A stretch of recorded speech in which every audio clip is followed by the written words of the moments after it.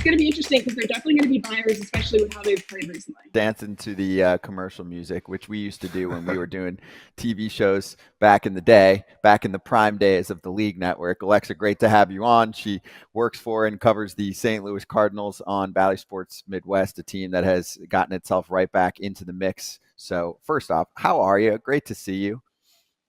Hi, my broadcast brother, Scott. I miss you so Yes, much. Good to see you. I miss you. I miss you too. You know who actually now steals the show these days, who gets to sit next to you at the desk? We already have a bunch of people in our chat today that were asking you, or asking me to ask you about Al, the Mad Hungarian, Al Hrabosky. They said they love the back and forth banter that you have with Al on the pre and the post. Sometimes it goes viral, which we've all seen. So let's start there. How is that experience for you? Yeah, Al Hrabosky is the best. I mean, I don't think he's changed a bit besides the gray hair since he was on the mound. He's got that same intensity.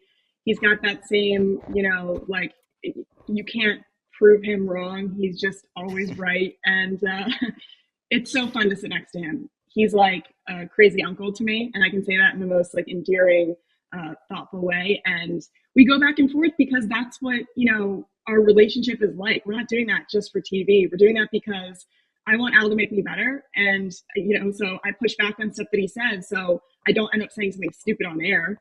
And he'll catch me on it before we go on air. And if I say something stupid on air, he'll call me out on that too. So it's a fun relationship when we go back and forth. But yeah, Al's definitely the Mad Hungarian, that's for sure. That's pretty cool. That's pretty cool. St. Louis, 6.5 back in the Central. They're coming back here. Not a lot of people are talking about them. Are we not giving this team enough credit right now for what they've been doing? Yeah, I mean, Todd, when you take a look at last year, it was really an outlier. 20 games under 500, that's just not who this Cardinals team is. But I think the credit really is due to this team bouncing back this year. I mean, they were in an offensive slump that they haven't seen in a really long time to start the season. They had a 7-game losing streak. They were talking about, all the fans on social media wanting to fire the entire coaching staff, and how they always get fired up. But the fact that they were kind of, they were last in the division, 9 games back, and so you started to worry. And then all of a sudden, here comes Ali Marmol and Daniel Descalso. They get ejected in the game versus the Brewers. It really fires up the team. And since then, they've got the best record in the National League. So even just within the season, it's been a pretty incredible bounce back for this team. And you really give credit all around, especially once Willson Contreras went down. You thought, well, this team could essentially tank and sell at the deadline. They went the opposite direction. You had guys step up who you didn't even think were going to be everyday players necessarily, guys like Alec Burleson, who not only is he getting everyday at-bats, but now you're seeing the slug, the power from this guy is getting national attention. And just watching this team kind of, all come together at the right time in all facets, starting pitching. Their bullpen has been incredible as well. They have the best starter ERA over the last couple of weeks. And then you've got JoJo Romero, Andrew Kittredge, and Ryan Helsley, who's the best closer in baseball. So it really has been a resurgence for this team, even just this year. And that says a lot, especially because they've got injuries to their starting outfield. I mentioned Contreras, and then, your fifth starter, Steven Matz, went down with a back injury. So watching it all come together has been pretty cool. Without having the fear of Contreras going down, oh no, what's going to happen? You can't talk about the inverse of that. Oh no, we were winning while Contreras was gone. We weren't winning last year when he was here. Are we afraid as Cardinals fans of not winning again when Contreras is back? Is there chatter about that? Is there fear in Cardinal Nation?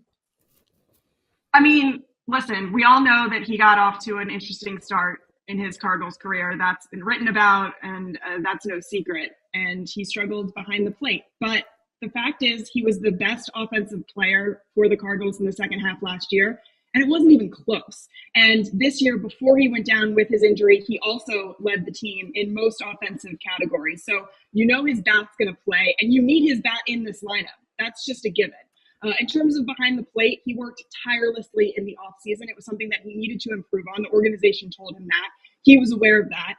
He went through and made a lot of changes. He's worked on not only his pop time, but his framing, and working together in terms of studying with his starting staff in order to get better this year. And we've kind of seen the fruits of that labor at the beginning of this year and now since he's returned from his injury.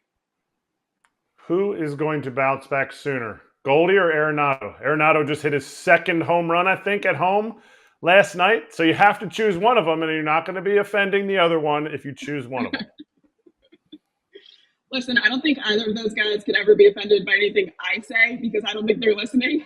But I think if I had to pick one of the two of them, Arenado is having a bit of a surge recently. I think he's hitting 300 in his last 13 games.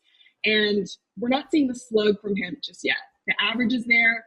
The on base is there, but I'm waiting to see that power. And since we haven't really seen it this year, and every season of his entire career, I know last year was a bit of a down year, but it was for everyone. But every season, he has that month where everyone's like, "Oh no!" All of a sudden, he's jumped the shark. He's over the limit in terms of what he can do in his career. I mean, you're doubting this guy again? Why? At the end of the season, you look back and his averages are the exact same, super consistent. So I'd like to see Arenado go on a bit of a tear. He pulls homers. That's what he loves to do. And their push, if he starts getting on a run, it's going to be fun to watch. Trade deadline is on the loom. It's coming up here pretty quick. Who do you see the Cardinals buying? Any names, positions? Are they looking for certain guys or certain positions right now? Yeah, they need a veteran starter, Todd. That's just, point blank, something that the organization has been talking about. You obviously have Steven Matz dealing with that back injury. And listen, hopefully, fingers crossed, everyone stays healthy. But there's another injury to that starting rotation. All of a sudden, you have two spots to fill. And so you're in dire straits. So I think a veteran arm would be really important for this team. They made a splash in the offseason, bringing 3 veterans in who have been nothing short of incredible for the team in Sonny Gray, Lance Lynn, and Kyle Gibson. So, listen, at the trade deadline, everyone's going to be checking in on Garrett Crochet. Is that going to be a name that the Cardinals are going to check in on? Yeah, for sure. Are they going to be able to afford him? Not necessarily. So it's a situation where you could look in at Eric Fetty. I know Tampa Bay potentially could have some starters down there. Tyler Anderson. You're looking at names of guys that would make sense for the Cardinals. I would probably go more in that range. But it's going to be interesting because they're definitely going to be buyers, especially with how they've played recently. What kind of finish to the season keeps Ollie Marmol around for next season? Because there's a Skip Schumacher looming. There's always Yadier Molina looming. Alex Cora would look good in red. Alex Cora would look good in red, Eric. That's your argument. Yep. Yeah, I'm not going to doubt that. Alex Cora would look good in red. But I'm going to say that Ollie Marmol is staying put. It would have to be an epic collapse, and I don't see that happening with the way this team is structured. It's just not possible. The fact that you've got a guy who you called up and you were questioning his offense in Mason Wynn, he was a young player, you weren't sure what you were going to get with him besides, he was a great defensive shortstop. He had the cannon of an arm, but all of a sudden he is your best offensive player because he's come around and shown the ability and growth at such a young age. You're watching a lot of these young guys, Brendan Donovan, Alec Burleson, be, young and not really care that they're young. And then same on the opposite side with this team. This veteran staff, in terms of the pitchers, north of 35 years old, they don't give an ish. Don't talk to them about their age. They're going out there and throwing 7 innings regardless. So there's a lot of swing and miss in this pitching staff. There's a lot of gumption in that bullpen, which I believe is the MVP of this team so far this season. The fact that they brought in, Jojo Romero in that trade, and Kittredge came in, and Ryan Helsley solidified his spot as the closer. It's something that they talked about this offseason. It was a little, unorthodox in terms of how they used him last year. And he said, listen, I want the closer spot. I want to pick up those saves. Now he's wrapped up 28 straight after blowing his first save of the season. It really would have to be some sort of a epic collapse for the Cardinals to do anything with Ollie Marmol. He's absolutely beloved, not only, within that organization, but within that clubhouse. During that 7-game losing streak, when I went in there and talked to the guys, honestly, off the record, I said, what is the big thing that Ollie needs to do in order to win you back? And they said, win me back. He's got me. He's got me. I don't think he should go anywhere. This isn't an Ollie problem. We need to pick him up. I like it. So I'm going to ask you another kind of big picture global question about this team. Last Yeah. year, when they had the downfall and the 90-something losses, and I think it was the first losing season in the 2000s. So very rare. You are able to actually take a step back and be like, hey, what do we need to do on more of a long-term situation to make sure we don't get in this spot again? And I thought John Mozeliak was great to document the pitching problems they've had. And it's not just the results. He was like, swing and miss. There's a swing and miss obsession for a reason in our sport. And then when you get the shift restrictions added to the mix, it makes it even more important. So they were like, we are going to focus on more swing and miss.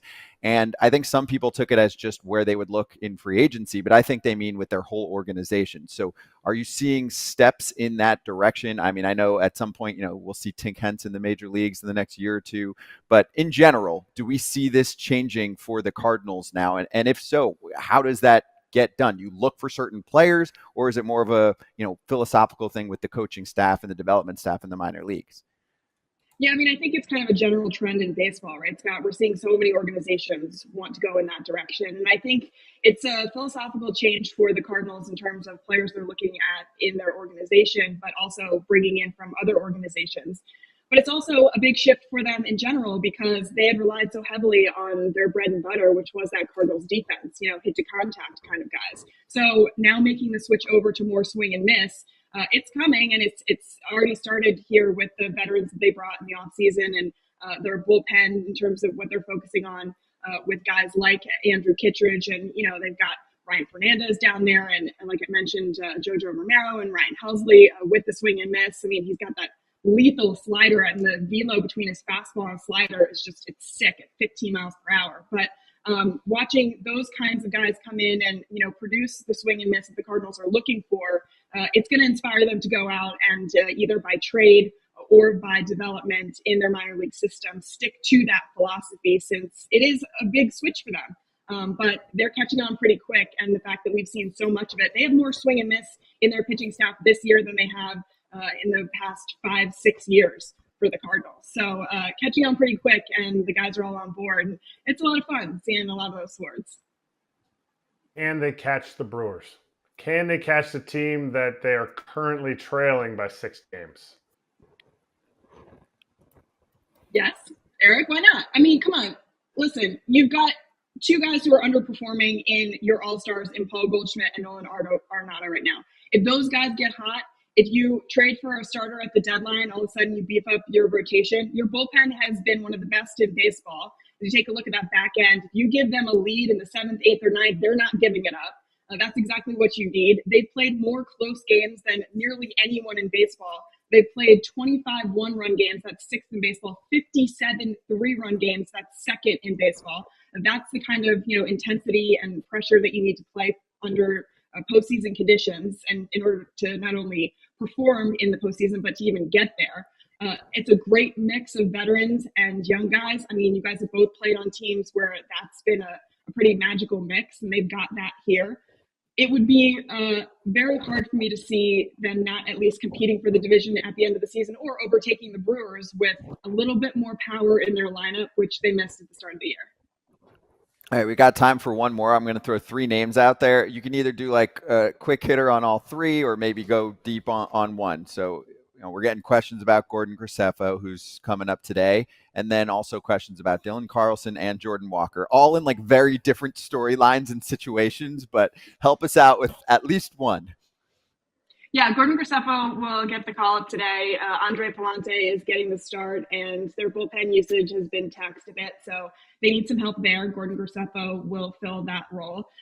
Dylan Carlson, I mean, listen, he started the season injured with that shoulder injury, and it's going to take him a little bit of time to get back, but we saw him make an excellent catch against the wall last night, and his offense is turning around. So I believe in Dylan Carlson. It'll be interesting to see how his playing time shakes out in terms of what Alec Wilson has been able to do in the outfield. But you earn it, and that's how it goes in the major leagues, if you perform at the position.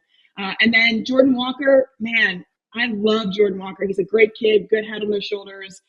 They just need slug from him. That is, the power potential that they see in him. He's getting reps every day down at AAA, kind of in a more controlled environment, which is a better space for him right now.